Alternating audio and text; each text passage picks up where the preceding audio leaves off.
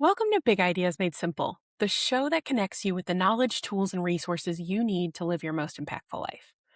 I'm Jess Weber, and today I want to talk to you about a question that I have started asking almost automatically when I meet somebody new. And I want to tell you about what their answer tells me before the conversation is ever finished. So, a few weeks ago, I met a beautiful soul at the Pink Skirt Summit. We actually first met in the attendee group chat and then took the conversation aside, just the two of us, and immediately realized how much we resonated, starting with her saying that she wanted to help other moms get to where she's gotten. And she had this great mission of serving a bigger community. And that was what led us into the conversation. It wasn't the fact that she had a podcast like me, or has written keynotes like me, or has built a multi-million dollar business like I have. She's got all the same things, and we've got all these unifying connectors, but that's not what she led with. And I noticed that because of what she did lead with, it made me lean into the conversation more. And then I started reflecting on this and realized that it's not just a one off reaction. It's starting to show up as a pattern. And I don't even, pay attention to that. It's kind of unconscious, but it happens pretty much meeting after meeting, connection after connection. So here's what showed up for me that most people don't tell you when you're meeting somebody new and you are in the process of building things. Your time and attention are the two things that you cannot make more of. Every new connection is either compounding towards what you're building or quietly diluting it. There's not a middle ground. And we were never taught to filter for that. So we were taught to network by title, industry, output, accomplishments, whatever. Nobody is teaching you to filter by direction, by where somebody else is headed and why they're headed there. And so one of my incredible mentors is John Maxwell. And during a keynote a few years ago, he put language on that distinction in a way that has made this click for me and again continues to show up repeatedly ever since. So for him, he explains that success is a self metric. It's where your feet are planted, it's the goals you're personally settling for yourself or those immediately around you. Significance, on the other hand, is an external metric. It's the impact that you are having on others, and it's something outside of your own ecosystem. That relationship can only run one direction. And so if you are seeking significance, success will follow when you get there. But if you are chasing success, there's a big possibility that you will never be significant at all. He maps this even further in his book, High Road Leadership, where he talks about the three roads that people typically walk in their life. And so a low road is where people focus solely on personal gain and they are trying to leave behind broken relationships. A middle road is where people play it safe and they meet expectations, but they don't really aspire to bigger things. And then the high road is where those leaders tend to prioritize others and strive to make a lasting impact. So most people are somewhere in the low to middle road range and don't even realize it. The S test is just a faster way to find out which road somebody is actually walking before you invest 6 months into them and find out the hard way. I said S test without completely explaining it and shouldn't assume that you know what I mean, but it's literally one question. So, what is your goal? What are you working towards?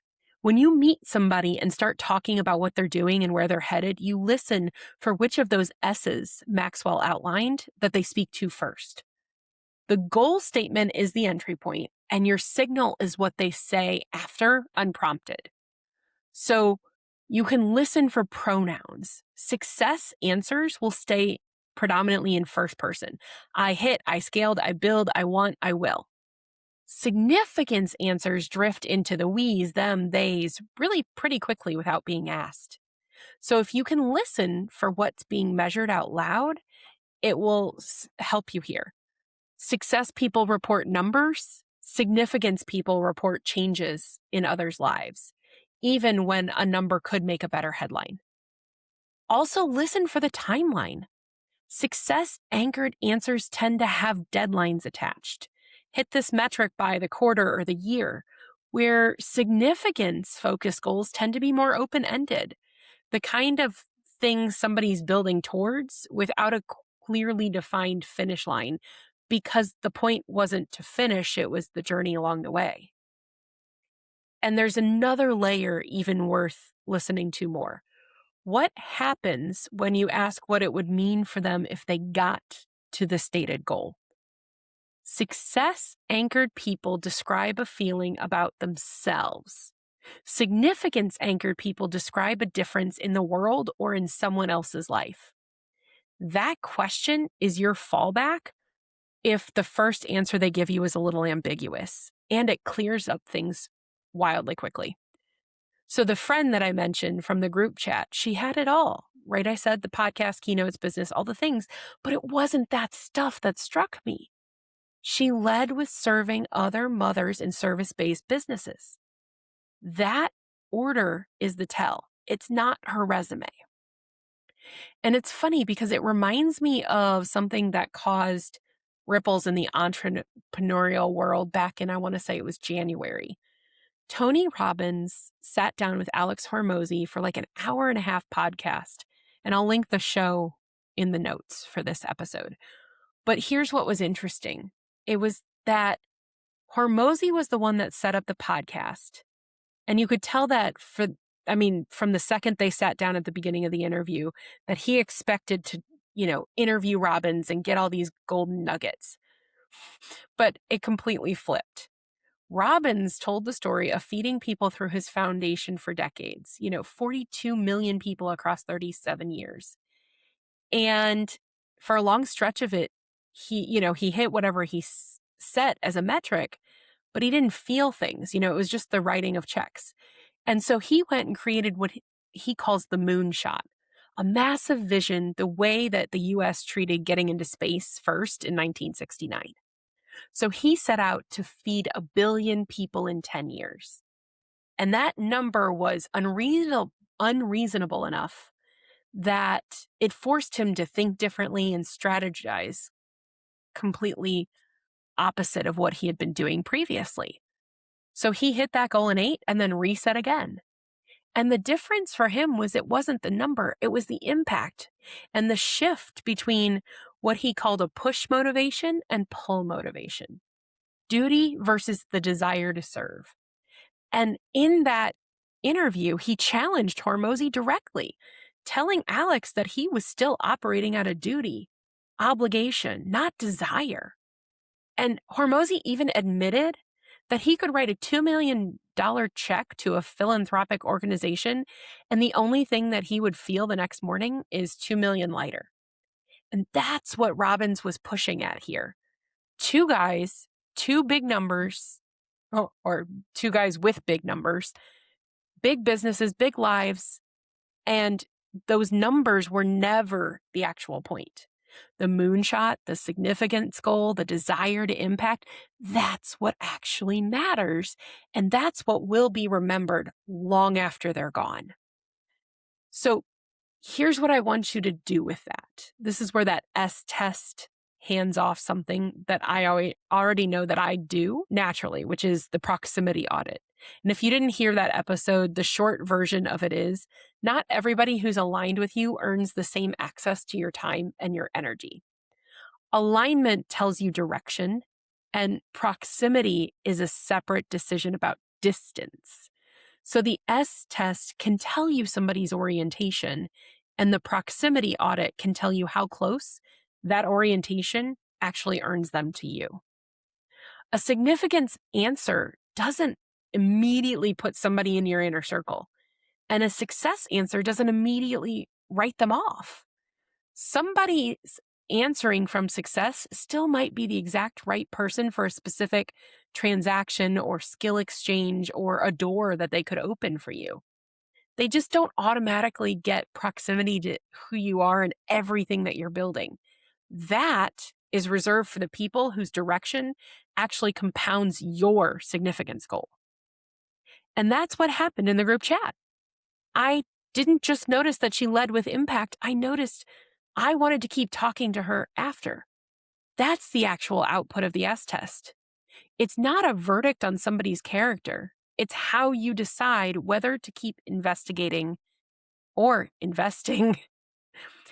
It's not a verdict on somebody's character. It's how you decide whether to keep investing in the conversation. And I say that because I've been on the other side of this too. I've been in rooms with a coach or a speaker where they lead with their numbers, their metrics, and I feel myself calibrate differently in that moment. Not as a judgment on them. I'm not qualified to judge anyone. But the information that they gave me determined how much attention, time, energy I want to put into pursuing a relationship with them. And as I think about this, there is a word that I've noticed is kind of a buzzword that keeps showing up in these conversations. And it's one that I started learning to ask more questions around. This word is legacy. I have one definition of legacy for myself, and I realized fairly quickly once I started asking the right questions that not everybody views legacy the same way. In the context of the S test, when somebody names legacy as their outcome, their destination, their significance goal, you have to go deeper because it could land on either side of that spectrum. A success-focused legacy talks a lot about generational wealth. A significance-focused legacy talks in impact language. Success funds things. It can change lives. It's not that success is bad, but the high road was never about that metric. Significance is the high road behavior. And success, the generational wealth, the everything else, that can follow when you set your sights on something bigger. And so, as always, I want to leave you with an action item. The next 3 people that are new to you that you meet, ask them the question. Not what do you do, not what industry you're in, but what is their end goal, their big dream? And while they answer, notice the pronouns, notice the metrics, notice the timeline. If the answer is fuzzy, ask the follow-up. What would it mean to them if they got there? And then run your own proximity audit on what you heard. Some people earn a transaction, others earn a spot in your inner circle. The S test is just telling you which conversation you're starting in. So I want to share my significance goal just to make this land a little bit harder. I have shared in previous episodes that my son was born with cardiac issues, has had 6 heart surgeries, and will need more. During that journey, we were connected with an organization called the Children's Heart Foundation, and they raise funds for pediatric cardiology research. And they're one of the only organizations nationally that does this because a lot of the other heart foundations focus on adult cardiac health and research. And so our family is very passionate about raising awareness as well as raising funds to support the research that has literally saved our child's life. And so every year we do, we participate in galas and we do the Children's Heart Foundation walk locally with our chapter. And we have a team for our family called Thomas the Titan. And so our goal is to raise as much money as possible through awareness and through my coaching, speaking, training to fund some of that research that can impact Thomas's life. And so we want to help change lives for families who are affected by cardiac issues. 1 in 100 kids is born with some sort of cardiac defect, and most people don't have a clue. And so when you can name something like that, and again, it can be small, it can be local, it can be Tony Robbins feeding 1 billion people in 10 years. When you can name something like that, you're going to start to feel a shift in the way that you show up and the way that you operate. And so I hope that if this landed for you, if it reframes something, then the most useful thing that you can do for me is run the S test. share the episode. And if you want to connect with more people that are building something of significance, make sure that you find me on socials or subscribe to the podcast. Downloads helps tell the algorithm that I am saying things that resonate with people. So don't forget to do that. And I don't say any of that as a vanity metric, but it's about a mission to put more of this kind of information in more ears. And if you ever are in a space where you want to support my mission or somebody else's, let me know. I'll link the Team Thomas the Titan in the show notes, and you are welcome to donate. You're welcome to share it on socials as well. Because again, we are going to make the world a little bit better when we do this together. I mean, that is literally why I start every episode and end every episode with my mission to help people have a bigger, better life through knowledge, tools, or resources that can create impact. And so I hope this means something to you, and that if you're somebody who found yourself chasing success, that you can spend a little bit of time and name a significance goal for yourself as well. Thanks for listening, and I'll see you next episode.